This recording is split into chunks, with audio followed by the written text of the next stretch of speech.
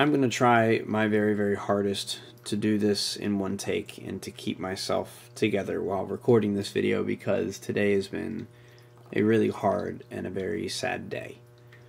As you guys know, when I ended the video last night, I mentioned that Roxy, my 18-year-old lab, the family pet, I mentioned that she wasn't doing very well, and that she had been acting very, very sluggish. She had been more tired than she had recently been in previous weeks, and she'd just been napping the whole day. And I talked to my dad about this last night, and he told me that she had been like that for several days now. And this had been happening since I had left for Crossfork. So at some point while I was gone, she had just started to slow down. And I didn't know this. I had no clue that any of this was happening, but my parents had noticed this.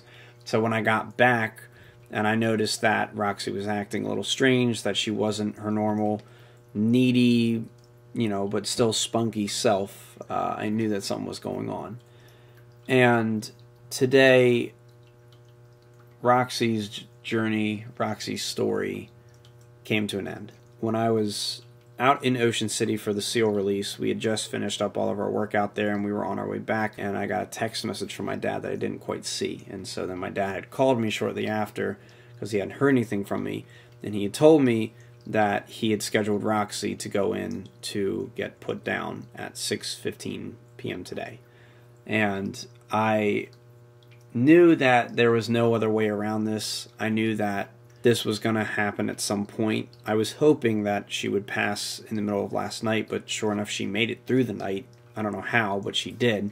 And she was still alive, and we knew that if she's still alive, she's probably in pain, or she's probably just ready to go, and she's just waiting for it to happen. I knew that there was no other way around the decision to put her down. I knew that if we had continued to prolong her staying alive, I knew that we would just keep coming back to the whole, how can we buy her more time? How can we get her to stay alive? But she's so old, and at that point you really can't put much more effort in.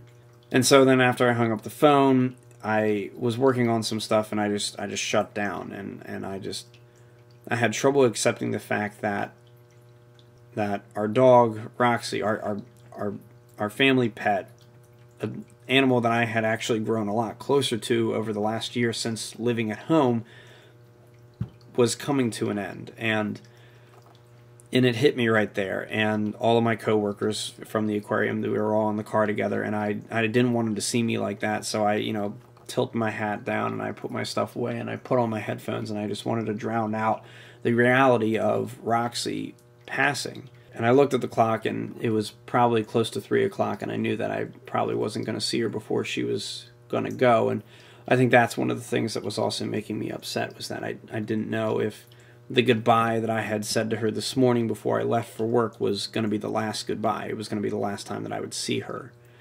And then I told my coworkers, and they all comforted me about it, and we all shared our own pet stories and whatnot, and that kind of helped me. But at the same time, in the back of my head, I just kept thinking about all these different things that Roxy had been a part of in my life and in everybody else's life, because she was more than just a family pet. Roxy was a very interesting animal in the sense that she reached a lot of people beyond this household. Everyone in the neighborhood knew her because when she was a puppy, and when she was even in her later years, she would make rounds throughout the neighborhood to look for treats and get little extra scraps from the neighbors, and that would fatten her up. And that's why she was such a very slow and lethargic dog. But she could still kick it into full gear when she needed to.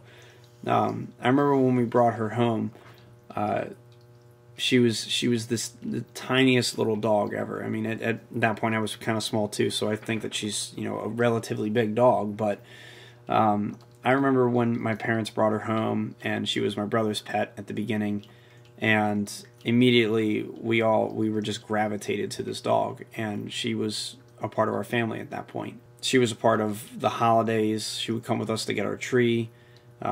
She was always part of the Christmas family photo. She would come on all these different trips with us. Roxy, for the longest time, was the most, I guess, I don't know how to put this into words, but Roxy for the longest time was the most iconic part of our family. Just this dog that had so much personality to her and just had so much to her. And I know that there's a lot of dogs out there that are like that, but for our family in particular, this was our dog. This was our first real family pet. And then when she started to get up into her years, she would have a health thing here and there, and of course we could patch it up with the occasional prescription and different things like that. And then she started to really get up in her years. She started having trouble walking. She started having trouble picking herself up. We all would help out with that. We all would make sure that she would continue to live and make sure that she would continue to act herself. And then when Mike got Lady a few years ago and Lady joined the family, Roxy, of course, at the beginning thought that, Lady was a temporary guest because we used to pet sit. We could tell that Roxy was always asking us, when is this dog going to go home? When is this puppy you just brought in? When's she leaving? And of course, she never left. And Roxy accepted Lady as one of the family. And when my sister and her fiance brought Poe home, obviously Roxy did the same thing. And those two puppies grew up into dogs, and Roxy was still there. Roxy was the matriarch of the dogs, I guess. And then when Rossi came on board, she accepted him as well, and she never had a problem with any dog that came in this house. She always knew that she had a spot. She always knew that she was the queen bee, if you will, in the house for the dogs.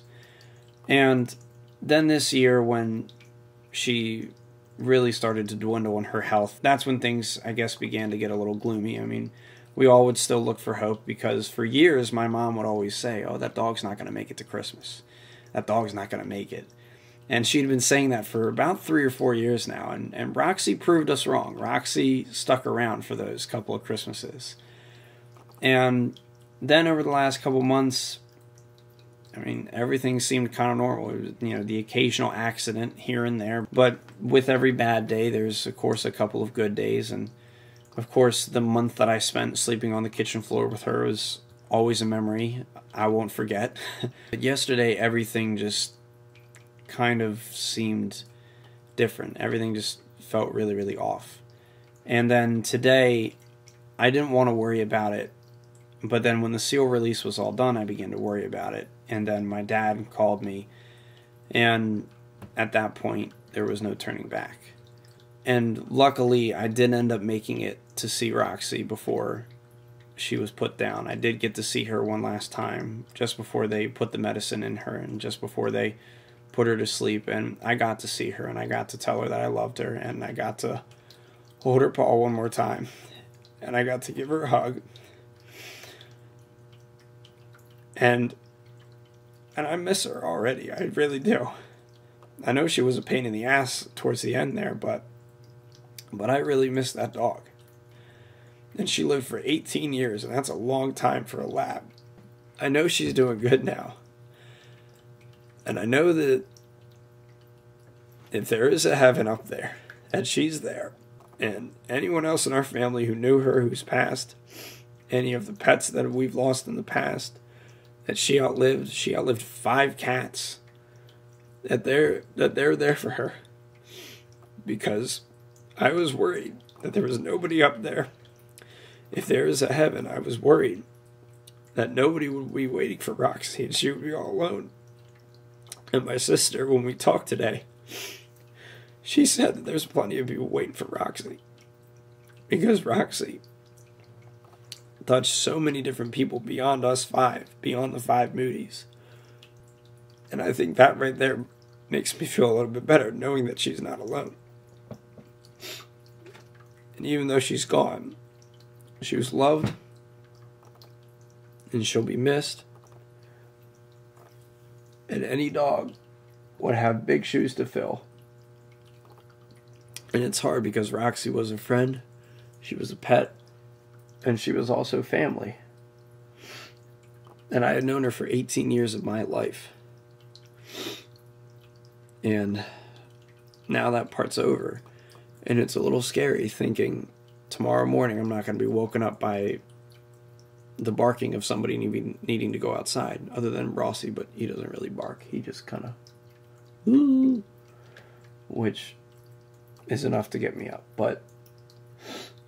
And what's weird is that when Belle passed away early this year, It didn't hit me really hard. Roxy just hit me really, really hard. And I know it's going to be tough for a little while, getting used to Roxy not being around anymore, but I really don't know how to end a video like this. It's tough. I don't know. I'm going to go to bed. It's been a long day. I'll see you guys tomorrow.